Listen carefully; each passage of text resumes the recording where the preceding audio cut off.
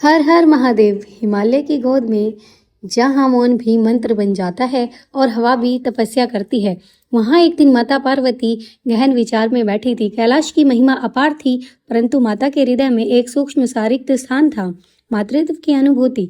माता पार्वती ने कामना की, यदि मेरे जीवन में भी कोई ऐसा पुष्प खिले जो मेरे एकांत को आनंद में बदल दे।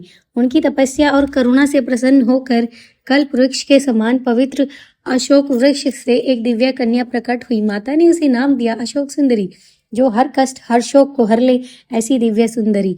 वह केवल रूप में ही नहीं, स्वभाव में भी सौंदर्य थी, शांत, धैर्यवान और करुणामयी। एक दिन देवर्षि नारद कैलाश आए। उन्होंने कन्या को देखा और मुस्कुराकर कहा, यह कन्या भविष्य में नहुष नामक एक महान राजा की पत्नी बनेगी, परंतु उससे पहले इसे वियोग, अपमान और परीक्षा से गुजरना होगा। माता पार्वती चिंतित हुई, पर नियति को कौन टाल सकता है।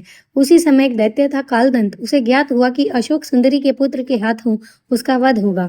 भय और अहंकार में अंधा होकर कालदंत ने अशोक सुंदरी का अपहरण कर लिया। उसने छल से स्वयं को उसका पति बताने का प्रयास किया, पर अशोक सुंदरी ने दृढ़ स्वर में कहा, न मैं भय से झुकूंगी, न असत्य को स्वीकारूंगी। अनेक वर्षों तक वह वन में रही, न विलाप न शिकायत। उसका धैर्य ही उसकी तपस्या बन गया। मैं जानती थी सत्य देर से आता है, पर खाली हाथ नहीं आता। उधर पृथ्वी पर राजा नहुष धर्म, शौर्य और विवेक से परिपूर्ण दैत्य कालदंत से युद्ध के लिए निकले। भयंकर संग्राम हुआ। अंततः कालदंत का अंत हुआ और नारद की भविष्यवाणी सत्य सिद्ध हुई। नहुष ने अशोक सुंदरी को मुक्त कराया। दोनों का विवाह हुआ।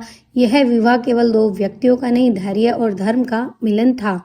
अशोक सुंदरी कोई केवल पौराणिक पात्र नहीं, वह प्रतीक है उस स्त्री का जो परिस्थिति से हारती नहीं, उस आत्मा का जो अपमान में भी मर्यादा नहीं छोड़ती, उस विश्वास का जो कहता है अंततः सत्य की ही विजय होती है। हर हर महादेव।